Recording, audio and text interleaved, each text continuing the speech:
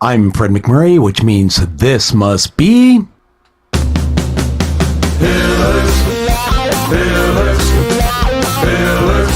of Franchising. Pillars of Franchising. We at the Pillars of Franchising team would like to express our gratitude to FeedSpot for listing us as number one in their 2023 list of top 50 franchising podcasts that you should listen to. Thank you from everyone here at Pillars of Franchising. Hey, and welcome to another great episode of Pillars of Franchising. We'd like to thank you all for joining us today. Just a couple of things I want to bring up. Often we're asked, what are the pillars of franchising? And I just want to focus today, open the show with finding the right opportunity. That happens to be one of the many pillars that we believe in and work to deliver to you with each and every show. So with that, Sarah, welcome and happy Friday Eve. Hi, Kristin. How are you? I'm good. How about you? Good. So, word on the street. We have another big established franchise goes into bankruptcy, Burger King. There's quite a few other ones that are pretty big that I use regularly, like Party City that went out this year as well too. Yeah. What happens to a franchisee when their big company goes into bankruptcy? Can you kind of explain that to me a little bit? Sure. And let me just say first that I am not an attorney. So I will give you what I understand to be the best of my knowledge, both from, understanding you through reading and talking to different legal professionals. So just don't take my word for it. You have to double check with your attorney. However, I can tell you that the key basis of this and the outcome relies on what kind of bankruptcy the franchisor files, right? So just like as in a personal bankruptcy situation, they can file Chapter 7, which is it's a fire sale, right? It's like you're selling everything, throw it out on the grass, everything's for sale. And that also puts things in a really crazy situation for franchisees. The intellectual property goes out there, trademarks get abandoned if things aren't acted on within a certain point in time. I believe the thing is 60 days. So Chapter 7 is like worst case scenario. That's something you don't really want to be involved in. Now, Chapter 11 is a little different. And without looking at specifically what Burger King is or has or was going to file, I would assume that's what will happen there. And that is just reorganizing. So basically, they're going to go through and, look at how they can become a more viable company coming out of bankruptcy. So they'll look to eliminate any unsecured debts that they have, charge off any things in their portfolio that they can. Often it gives them a great opportunity to meet with franchisees and kind of redevelop how they're going to do a relaunch, so to speak, behind the scenes of the brand. But the biggest issue people have when a franchisor files for bankruptcy is really the impact it makes to the consumer. Because, we talked a lot about some of the situations with Subway, right? Like now that I'm aware of the whole Subway scenario, every time I drive by a Subway, I think, oh boy, I wonder how that's going, right? And every time it went by, once we started talking this past week about Burger King, I'm like, I wonder how long they're going to be open. So that's what the public does when they hear, oh, this company or this franchise is going under, they're filing for bankruptcy.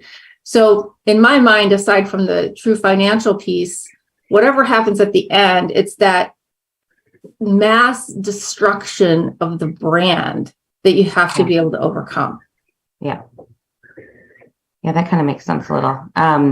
Is there does it matter which kind you have? Like if you're in Chapter 11 and they're reorganizing, is there a chance that you might lose your contract, or is it just different for each kind of franchise, like whoever you're with? Is it all different? It is a little different, and it depends on some of the things that are in the bankruptcy itself. Typically, if everything is good in a reorganization and you don't have, let's say, franchisees who are grossly behind in their royalties and things like that, the franchisee will often, perhaps temporarily, lose some of the resources that they had at the franchisor Chapter 7 is totally different. You know, we have somebody here that supports our company who's, and I'm not going to name names, but his wife owned a fitness studio. And a couple of years back, I guess it's probably been maybe a year and a half now, her franchisor filed Chapter 7. And so she had a waiting period and she had to go about changing the brand of the gym. Luckily, as a franchisee, and this is what's great about franchising, right? Her local business was doing great. She built up a following. She had a great reputation. She had a lot of memberships, but the flagship brand itself had filed for bankruptcy. So as things worked through the system, that franchisor went away. She rebranded. She had to get new software for her computers and such, managing all the databases of memberships and finances and all that good stuff. But she was able to not lose her business. And so I think that's really important too. Ideally, you don't want any of these things to happen, right? But this was not a real big brand yet. And they were coming out of COVID, where a lot of gyms had been shut down for quite some time. And I think because the pockets of the franchisor just weren't deep enough, they just ran out of money. So interesting. That's what I have to say about that. Yeah, that kind of filled in some likes. As we talk to Jerry later in the program, he's going to talk about, you know, some of the things when you're trying to run profitable businesses. And I think that in the big picture, what franchisees need to worry about are some of the same things that a regular business owner does. And that is doing the best job you can, running a tight business, collecting the cash. Don't go out and just blow it on silly things. You need to make sure that you have money available should something on a larger scale go wrong. And you need to drop back and punt. You have to go back and relabel, in this case, her gym, and do mass marketing and things just to make sure people know. Now they're going to be just great, because it's going to be a grand reopening of this new brand, and all of her clients understand exactly what's happening. And she's confident enough in the years that she's owned her gym that she'll be able to, you know, maintain good financial position coming out of that. So. Yeah, a little easier than Burger King. Yeah, that's a big hairy animal. I don't know that I would be able to understand all the details in that bankruptcy. But anyway, let's focus on some good stuff, because we've got some great things we're going to talk about today. And I'm excited to get on with the show. All right. Thank you, Kristin. Hey, franchise owners. How's your local marketing? Do you feel like you could use some help keeping up with your social media posts and comments and reviews? Do you wonder if you could be doing more to attract local customers? Are you able to identify new move-ins to your local area? At Westvine, we help franchisees like you reach more local customers through digital marketing. With daily monitoring, creative content, and ad placement, and customer data intelligence, we'll get your business in front of the people who want your products or services. We also work with franchisors who need an agency to handle the digital marketing for all of their locations. If you're ready to reach more local customers, give us a call at 805-265-5440 or visit us at westvine.com. That's 805-265-5440 or westvine.com. Well, hello, gentlemen.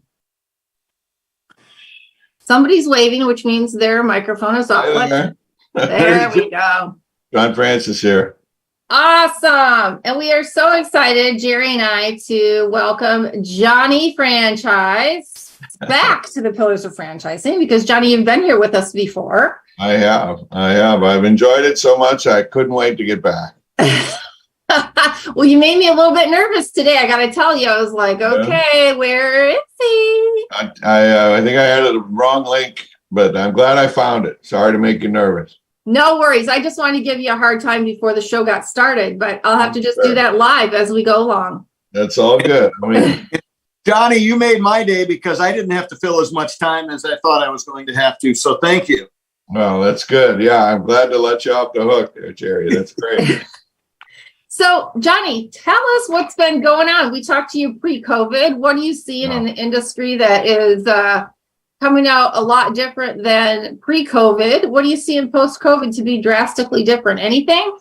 I don't know about drastically different, but a few subtle differences. I think generally speaking, I see things back to kind of full blast. If you survived it, if you're still here, and if your business survived it, your business is still here, then I think things are going pretty well. You know, the conferences I've been at the last few months, everybody seems to be like record attendance, right? Everybody's busy, everybody's happy, everybody's making deals, making agreements. You know, it's back. We're back to, I would say, full throttle. So generally that's good. Right. Subtle differences.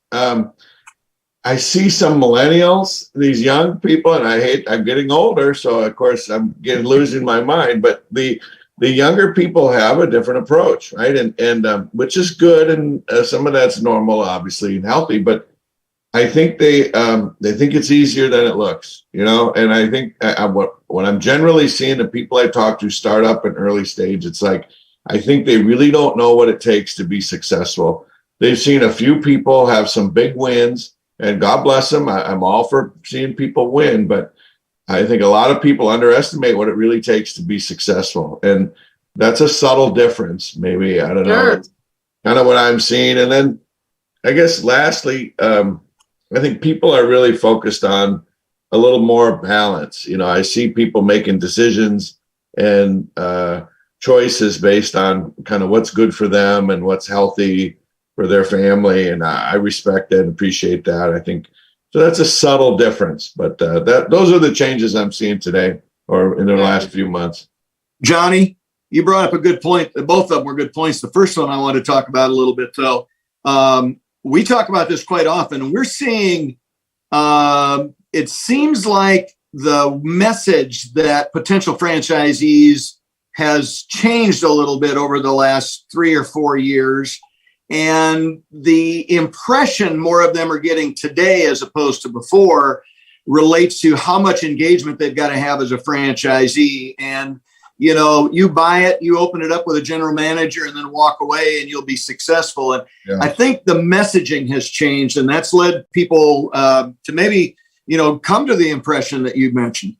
Yeah, we used to joke about the phrase absentee owner, right? There's no such thing. I mean, unless you're a shareholder, okay, that's different, right? If that's the only title you have. But I don't think there is anything such as passive or truly absentee. And I think it's sadly misunderstood. I think, you know, a lot of people want to just invest and hands off. And you can do that, but it's certainly not as rewarding and not as much fun as, you know, getting in there and doing the work and run that business. But it's, you know, like anything, I don't know, Jerry, I think I'm talking in circles. My point is, I think people think it's so easy, and it's just never that easy. And maybe I'm old and they're naive, but, you know, I don't want to sound stupid. So I don't think it's that simple, you know. Well, I think it becomes really difficult if you're a franchise owner and you haven't kind of walked the talk, as they say, yourself. When there is a problem, it's really difficult for you to identify where that problem is, how it's being caused. Now, if you have lived the day-to-day life for a year or so, and you're like, okay, I get it. Yes, there's seasonality. Yes, we have hiring challenges. Oh, yes, when that product doesn't come out right, I know it's this machine, and that's why. I mean, if you've been there, you can problem solve in your head pretty quickly. I know that's the benefit I feel I have when they tell me, you know, oh, hey, the customers complain that this is wrong. I know exactly what it is. Yeah. I think certainly experience adds a lot of value and really reduces the risk. You know, if you've done something 3, 4, 5 times, you know, obviously you get better at it and you kind of know what to do and what not to do. And how to do it. And I think also, well, I don't want to sound, this is going to sound negative. I'm really an optimistic guy, so I don't want to be misinterpreted, but I think a lot of the new franchisors are like the blind leading the blind, right? They don't know how to be a franchisor, and they're selling franchises to franchisees who don't know how to be a franchisee. Right. And it's really, kind of compounding problems because, you know, I just see a lot of unprepared, I guess is what I'm saying. Well, that's actually a really great question, right, Jerry? Because we've been talking a lot to emerging brands lately. And Right. so, Johnny, we've talked to a lot of emerging brands, and I love emerging brands. I think they bring some energy and so on, and innovation that, sometimes the old timers like us, we kind of lose track of. But like, to your point, so many of them, and I always use the example, they open 2 restaurants, it does really well, so they decide to franchise, and suddenly they're selling franchises, but they don't have the infrastructure built to support franchisees. And then you got franchisees that are struggling. And frankly, if you think about IFA, that's why IFA is having to work so hard at the state and federal level, is because of the conflict that comes from those kinds of things. So it's a changing of the guard a little bit, Johnny. Yeah, it's tough duty. And, it's America. I'm an optimist. I believe people figure things out, and people want to do the right thing for the right reasons. I don't see a lot of malicious, behavior. I think it's just people. And so I always say, my advice is do your homework and know as much as you can before you're writing checks, Sure. or commit to anything, whether it's buying or selling or whatever it is. I think, I think there's a lot of good people out there doing really good work. I'm seeing some really fun things happening out there in the franchise world too, especially technology. It's just fascinating to me how things are moving so fast. And I barely understand half of it, but it sure is a lot of fun to see the impact and understand just some of the potential that really is coming alive now. It's a lot of fun. Let me ask you, Johnny, if you were talking to somebody who was, let's say, fresh out of college and they get a business degree, they've had some experience in franchising courses and such. Am I right to assume then that you would probably steer them at a more established brand, and maybe somebody who's coming out of who's been an entrepreneur before? Would you say those are better suited for emerging brands? Well, that's an interesting question. I think generally speaking, yes. It's low risk when a brand has itself more established. I used to say the first 50 are experimental. The next 100 are more stable. The third 100 are that's where you really get some scale, and they got vendors and they really understand really how to make money. The best time to get on a brand is when there's 300 or 400 and they're on their way to 2,000. That's if you could predict, right? Right. So, for a new, young, fresh rookie, first time franchisee, I would say, sure, if you can afford it and you can find one that's available, get on a nice, solid brand that's got a strong reputation, and look at resale. I've been impressed with the formulation of return on investment when you look at not just own and operate, but sell that thing someday. And the whole multi-unit thing, and I mean, there's a lot of different strategies, but I think those are generally better for emerging franchisees if they can afford it. It's usually a dollar thing, but I mean, I've seen people, they come to me, I don't really sell a lot of franchise. I'm not like a broker or any of that. I don't do that kind of work, but I talk to a lot of folks and they're like, well, I want to do this, I want to do that. And I ask them a few questions and point them in the right direction. But sometimes I say, you really don't have enough to get going on a franchise. Maybe you should buy something else. I've seen people go into like vending machines, and say, look, you're going to do that for 2 years or whatever, and you're going to double or triple your capital, and then you'll be ready for a franchise, and you'll learn a lot, and you'll understand things, and you'll appreciate it that much more. So, if you don't have what you really want, you don't have to settle necessarily. I call it like buying a car, right? Like, I love to go to the Mercedes dealership, but it's inspiration for me, right? That's a goal setting opportunity, right? This is what I want, but that's not where I'm making my purchase, right? So if you can't afford it, maybe don't buy it, or wait until you can have enough to get closer to what you really want, right? Because franchises can be easy to get into, but really not so easy to get out of.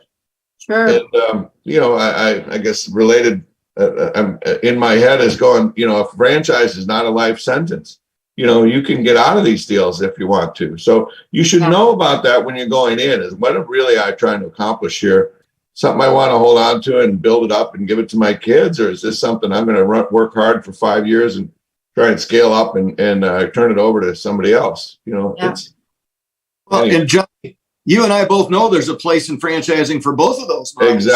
Exactly right. We need them all, and we want all the good ones, right? I want people that are willing to work hard and pay attention and do the right thing and take care of everybody around them, their people, the brand, and the customers and everyone else. But it's not easy, and it's never simple, but it works, man. And when it works well, and everybody wins. That's what is so fascinating about the whole franchise model. When everybody does their part, everybody wins. Yeah. And you bring up a great point, Johnny. I mean, I get asked all the time how we built our organization to the size that it is. Yeah. And the short answer is hard work and risk. We bought one and did well with it, used our skills to turn it around, and then bought a handful more and did the same thing with them. And suddenly, we had people approaching us who hadn't found that level of success or were retiring or whatever, and they wanted to get out. But I see so many new franchisees coming in and wanting to skip all those steps in between. Unprepared. Exactly right, Jerry. I understand that. I'm sure you made a few mistakes and paid some tuition along the way. We all do. And that's part of the fun. That's what makes it kind of worth the success in the end, because you earned it. You deserve it. And I don't know anyone who gets there by accident or shortcuts. It just doesn't happen. Well, no, and we had a wise person tell us one time as we were growing that we need to look at it as a portfolio scenario when you're buying a scalable type franchise. You're going to have some that do great every year, and you're going to have some that are going to be kind of modest placeholders. And you shouldn't worry so much because you got both ends of those things, because that's a positive thing to kind of have diversity and to blend and to give you some opportunities for growth. Yeah, I guess the last piece of this in my mind is playing the long game. Exactly. I think that's really where franchising is done best, is when a franchisee is looking at the term of that contract as a 2 or 3 times renewal, right? I'm going to be here for 2 or 3 cycles of the term of this 5 or 10 year deal. Yeah. I mean, I've seen it done, I guess more and more I'm seeing estate planning brought into the thing, where it's second generation taking over, which is wonderful. And, I participated in some of that in my life personally, but now I'm seeing it where parents are funding the children. They're the backer. They sign together at the loan. The parents use their borrowing power. The kid junior does the hard work. And if it works, they pay it off and the kid earns his inheritance. And if it doesn't work, the parents take the hit, resell the unit, and junior goes away unscathed, right? Learned a big lesson, but didn't go bankrupt in the process. So some of those kind of maneuvers, I think, are really smart if you've got the ability and the capacity to do those things. But I see franchising as a mechanism to help make those things easier, because a business with a franchise model, it's much more likely you're going to have that outcome you can manage. Well, we talked to some folks who in the last several months that had said for some of these kids, instead of going to college, they're being gifted money to buy a franchise. And I think, well, if they're willing to put in the work, if they're savvy enough to navigate the first few years and some of the bumps, it works out great. But for the people that you just described, who the parents are, signing on the dotted line for their kids, not sure. What about when they lose it all, right? Well, they're rolling alongside of them, right? So it's rather than give my kid $100,000, I'd rather borrow $100,000 and let them spend it, right? With my hands on the behind the wheel or whatever, it's like letting them sit in your lap while they're driving. You want to give them the guidance and they can get there, but they're not going to crash. I'm not going to let them explode in spectacular failure, because I got liability. I don't want to lose the money either. I'm going to pay the bank. If the business doesn't pay it back, certainly I will. But I think it's a point of leverage and a point of motivation for that kid. Anyway, I think it doesn't always work. Of course, nothing does, but I've seen it done. And I've seen it done where, let's say the family buys into 1 or 2 units in a business and they get the hang of it, and the kid really wants to get after it. Well, now you can go on an acquisition internal and start rolling up the non-performers in that brand. Yeah.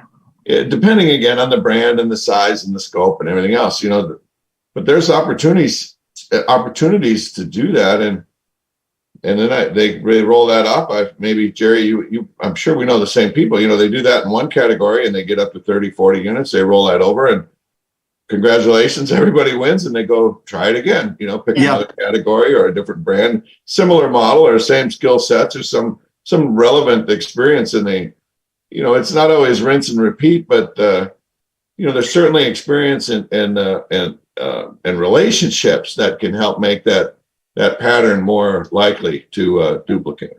Well, Johnny, so many brands are 80% the same as the brand next to them, as far as the knowledge and the workload and those kinds of things. It's that 20% that makes, a sub sandwich place different than a hairstyling place or something like that, which products and services and things like that. But as far as looking for real estate and understanding how franchising works and how the build out works and how marketing works and things like that, so many of these brands are very similar to each other. So if you find success in one, I'm a proponent of people looking for diversifying and trying to find another one that, you've already earned your tuition, as you mentioned, Right.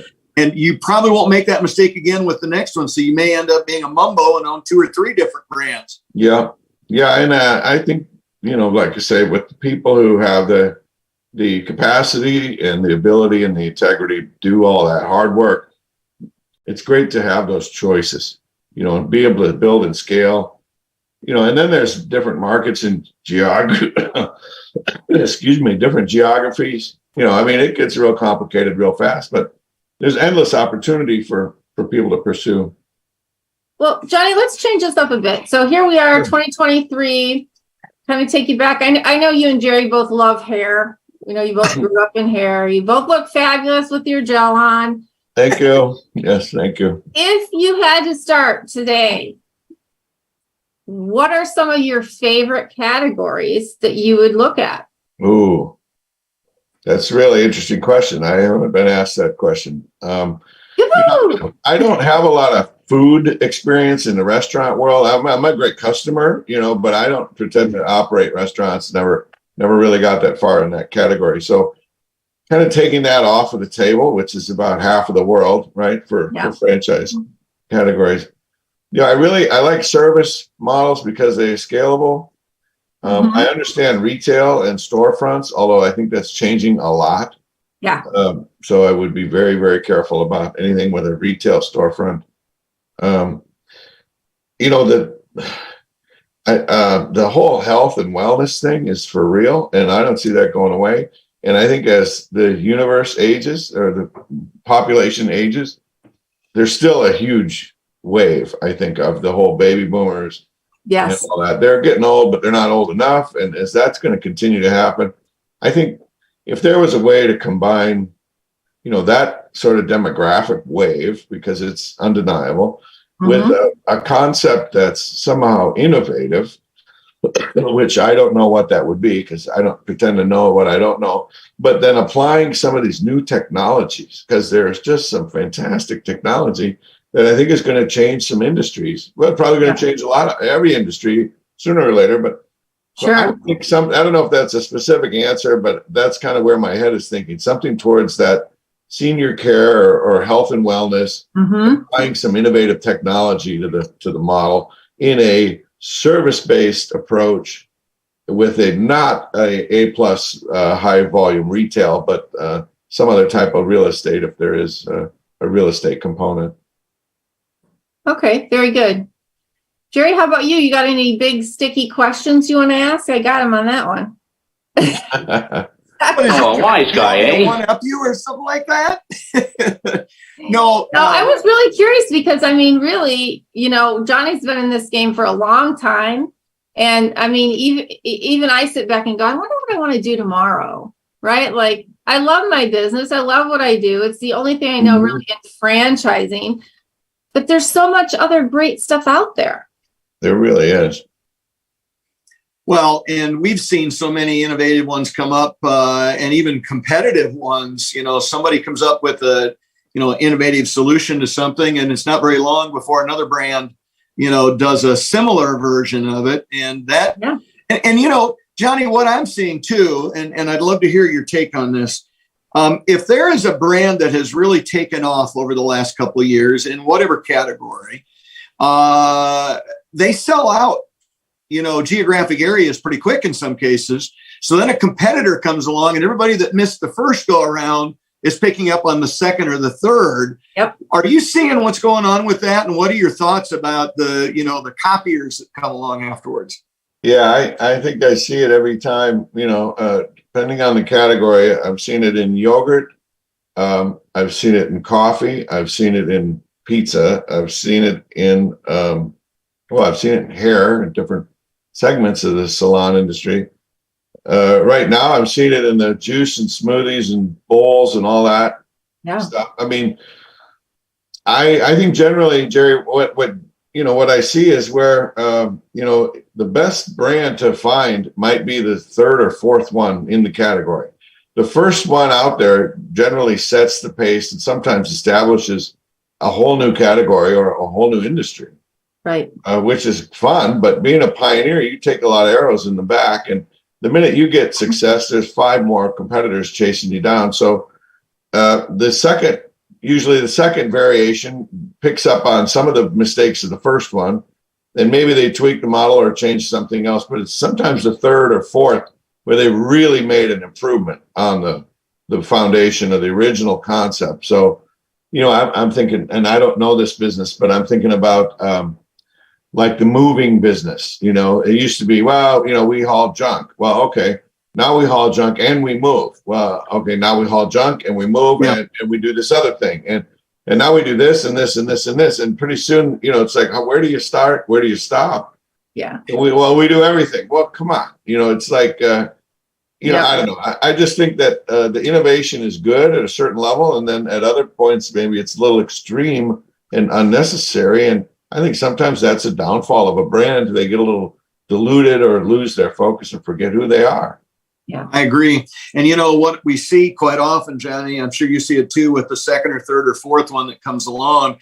They many times innovate faster than the first one, because the first one's still just plugging along, trying to figure things out in their whatever their model is. And these other people come along, and instead of the first one adding on 3 or 4 different components, the second one comes along and does both the first ones and the second ones, and they just seem to hit the market hard when they do those kinds of things. Yeah. Well, and they don't have the legacy or baggage of the first one's got 50 units to correct. The second one's got 5, and the next one's got 0. So, well, Johnny, I want to, I really will ask one final question to wrap it up here. Is there any category that you feel is oversaturated right now? Oh boy. Yes, but it's not just one. What's your worst one? Which one would you never do because there's so much out there? Oh my gosh.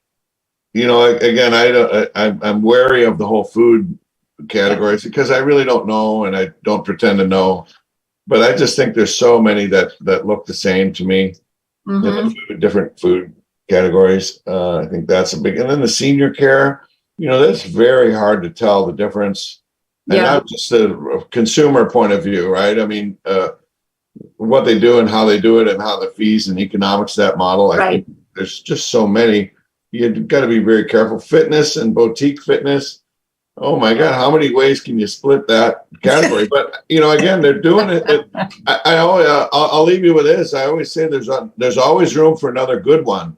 If you've got a new concept and it's good and it's better than something else, then God bless you, go for it. And franchising is economic Darwinism, right? The ones that survive are the ones that adapt and make it better for the franchisees. So if they're focused on the franchisees being successful, that brand will be around for a long time. Well, Johnny, thank you so much for spending some time with us again today. We appreciate you coming on the show. We will have your contact information listed in the credits today. And obviously we've had you on before, so we've got that out there as we Yeah. speak. If anything's changed, certainly let us know. We'll get that updated. No, I'm still here. Same guy doing the same thing. Johnny Franchise. That's my nickname. And someone has to give you a nickname. So I earned that one. That's And, right. I really appreciate being here. Thanks very much. Very good. We'll talk soon, Johnny. Thank you. You bet. Thanks, Johnny.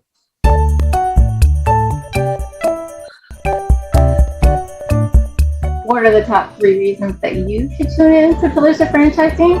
1, franchise advice from the $1 Million Mentoring Team. And 2, how about interviews from franchise professionals and influencers?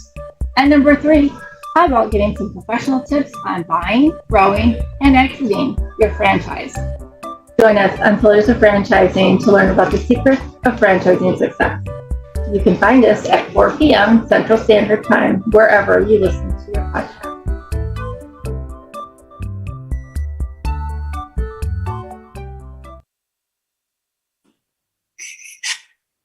Kristin is muted. Kristin, I can't tell you how happy that made me to see you do that. Oh, hell Lighten the no. mood. And by the way, I just love it when that commercial runs just before I do my piece. Oh with my you. God. I almost don't recognize you in that. Yeah, I don't know what I was thinking with those like old lady glasses, but I don't know. Anyway, it's time for a redo. Okay, talk to Fred. Yes. We had a couple glasses of wine, maybe not. So that's how that turned out. Anyway. Well, you did good. You did good. Great piece with Johnny Franchise, wasn't it? It was very interesting too, because, I kind of like to get his perspective. Obviously, as I said, you and he are hair guys, right? You're into the personal services space, but there really is so much more out there. And his point about young people getting into emerging brands was very interesting because we hadn't really had that discussion before. I totally agree with what he said, and it's merely economics, right? They don't have it's experience in economics, the 2 E's that either make or break you in any business. But a young person doesn't have a lot of experience in business, let alone in franchising, and those are both similar but different components. And they're going to struggle, but emerging brands are attractive to young people because they're new and they're hip and they're doing things different, right? Yeah. So it's kind of like the moth to the flame. I see a lot of young people gravitating that way. So again, to Johnny's point, it's economic Darwinism, and they will earn their tuition as they make mistakes in the business. And then, we just hope that they've got the strength and the perseverance to continue moving forward with it, because it's a great opportunity for them, but there's just some challenges.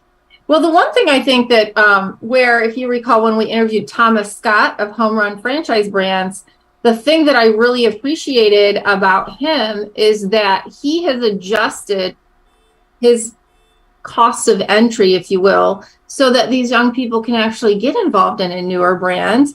And he's aligned a lot of extra resources again to help them. So kind of in contrast to what we were talking about, there are some franchisors or umbrella companies such as Home Run Franchise Brands that are working to hit that target, right?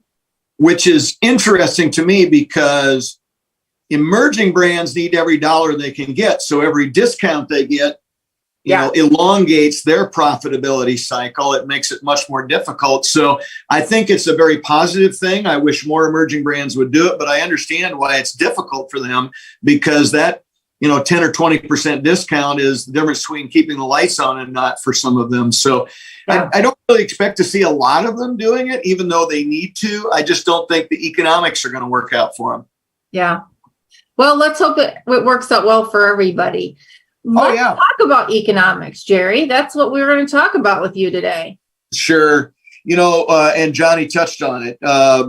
So many people buying franchises and just expecting to open the doors, pay their money, and it'll become profitable and they'll retire early and don't have to really work at it. And what I've seen over the last 20 years is engaged franchisees are much more profitable and successful than those that are not engaged. In fact, their growth to profitability and sustainable profitability is like a rocket ship compared to the non-engaged. In the last 6 months, I've worked with 4 different franchisees, it would be 8 different franchisees who were working in the same markets, in the same business, okay? So 4 different businesses, competing type people. The engaged franchisee in every case was, and this is an average, the engaged franchisee had 30% more revenue and 40% more profit than the non-engaged franchisee. So we talked about scalability. If you are vastly more profitable, 2 things happen. Number one, your franchisor is much more willing to sell you more licenses or help facilitate you buying a group of existing ones or something like that. Your banker is much more happy with you, so they're going to be lending more money and helping you along that path. And so your ability to grow and expand and scale goes through the roof. Yeah. However, back to what we talked about with Johnny, and he and I were comparing old man notes. So many people buy in and expect it just to happen, and it doesn't. You've got to work hard, at least for a while. You've got to take risk. You've got to be in there sweeping the floor and helping out your employees and things like that. There will come a point in time when you will have the ability to semi-retire or work from somewhere else or whatever you want to do, but because you've got a operations manager, general manager, or something running the day-to-day, but it won't be in the short term. It won't be in the first probably 1 to 3 years or 0 to 3 years, if you will. Depending on how fast you grow in those first 3 or 4 years, you may get there before others. But many people don't get there for 7, 8, 10 years. So, well, yeah. And I think some of that, Jerry, has to do with, I'm always very open about my business and kind of the history that it's gone through.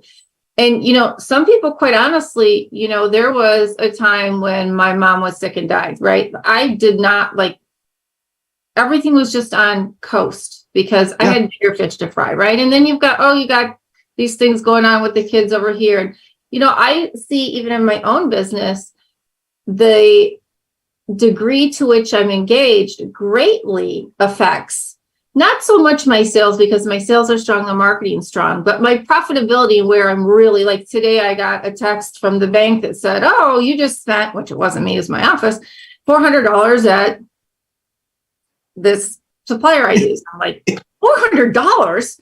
So I said, hey, what did you guys buy over there? And they bought 4 products.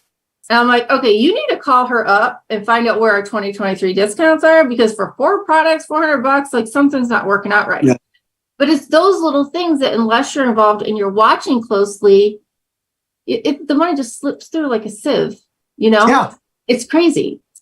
And it happens to everybody all the time. And it's easy to take your eye off the ball as you start getting some success.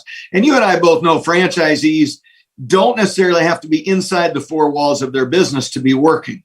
So when we talk about this, it's an engaged franchisee, in my definition, does not have to be making sub sandwiches or cutting hair or any of those kinds of things that our franchises are. But what they have to be, to your point, watching the numbers, watching the bills, having weekly meetings with their operations manager, visiting their units from time to time, those kinds of things. And then really, there's always certain things that a franchisee is really good at that helps move the business forward. And there's other things they're not great at. Yeah. So finding the things you're good at that move the business forward, spending time on those, and then having some time for yourself around that. So you do go to ball games. You can go in the garden in the middle of the afternoon when 9 to 5 Charlie is still at work or something like that, Exactly. Or you can travel and do your work from somewhere else, but you're still engaged. You're still doing Zoom meetings and watching bills and talking to the bank and talking to corporate and things like those. You're not just writing off into the sunset, praying it continues to do well. Yeah, absolutely. It looks like we have a comment from Fred. Fred, do you still have a comment? I have your note up here. Yes, I do. Okay. I'm not to blame for that last commercial. I did not record it. I did not design it. I did nothing of it. I was just given it. So please, Jerry, you can't hang that one on me. That's all. Edit. I like it. Producer note. That's all. Continue on. Thank you for clarifying, Fred. I appreciate that. And that fits right in, right? Because the franchisees we talked about, Kristin, who are not engaged, are also always looking for somebody else to blame for their lack of success. Yes, that's exactly right. So Jerry, let's talk some peanuts quickly here before we have. Oh my God. Oh, all right. So let's go back to this thing we talked about earlier about the difference between the engaged. How does that kind of get back to the due diligence process and ensuring that they're profitable? I mean, we kind of touched on that, but is there anything in the due diligence process that they really focus on? Sure. Due diligence is discovery day. It's all your research ahead of time. But one of the biggest components is validation calls with existing franchisees.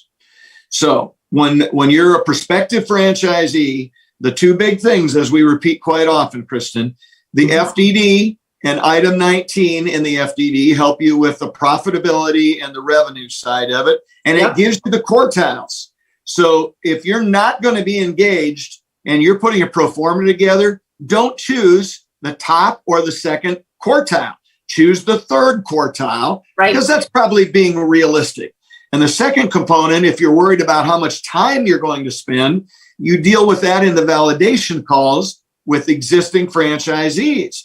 And in my experience, those existing franchisees are very open and honest. In fact, might be a little pessimistic sometimes. They may say, you're not going to be successful if you don't work 50 hours a week or whatever the case might be. But that's good information. Maybe you think you're smarter or work faster than they do or something, and you're going to do it in 30, but at least you had that information going into it. So the two big pieces, right? FDD and as a part of the FDD, item 19, and then validation calls. And discovery day is a part of it, of course, whether it's virtual or in person.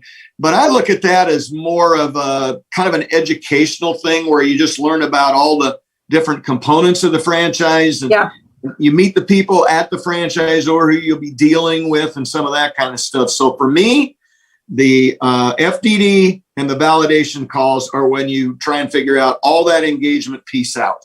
Yeah, I think the next big one, though, once you sign on the dotted line and you pay that check, is you need to be very intimate with your operating agreement, because that really tells you this is what your day is going to look like, right? It's no longer hearsay or, what another owner perceives it to be according to them, right? Now this is the nuts and bolts of things. So I think that's good. Yeah. And, franchisors, of course, we love all our franchisors, but they want to sell a unit. That's right. And they understand they're going to have some units that are really overperforming and some that underperform. And in many cases, it comes down to the franchisee as to which end of that spectrum your unit falls into. And the franchisor understands that. So if you don't pick up on the details in that whole process, they're going to make money either way. So don't expect them later on to take a bullet because you were not good in your due diligence and you chose not to be engaged. And again, I am not telling people that they can't be a franchisee and be less engaged. I'm saying at least early on, it's going to dramatically impact your revenue and profit. Sure. Later on, if you have the right people doing the right things under your tutelage, you may be able to do it from afar and not work so many hours. So let's be very clear on that before we get a lot of calls. Very good. I appreciate that, Jerry. Thank you so much for your time today. And I am going to write down and look up, I was going to say get my dictionary, but we don't do that anymore, and look up the word tutelage, because that's not the first time you've used that word. And I'm like, what in the hell is a tutelage? I just don't know. So It must be something to do with Arkansas or Iowa, and I'm just not part of that sphere yet. So, but thank you so much for all your help and time and effort that you put in, not only for the show, but to franchising in general. I appreciate it, Kristin. Look forward to next week. Absolutely. And I'd like to thank you all for joining us on the show today. And thank you to John Francis, AKA Johnny Franchise. We appreciate our $1 Million mentors, Jerry Akers, Andrea Mundie, Ray Pillar, and Karen Kimsey-Sward for their continued commitment, and insight. Also, a thank you to Laura Liss, our franchise lawyer. And last but not least, a shout out to our chief PITA and producer, Fred McMurray. I am Kristin Selmeczy, your fourth franchising mentor, and together we are your resource for franchising success.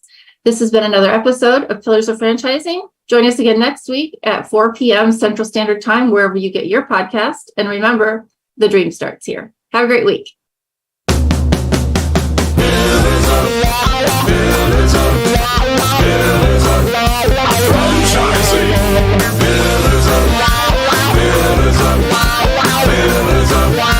Franchising.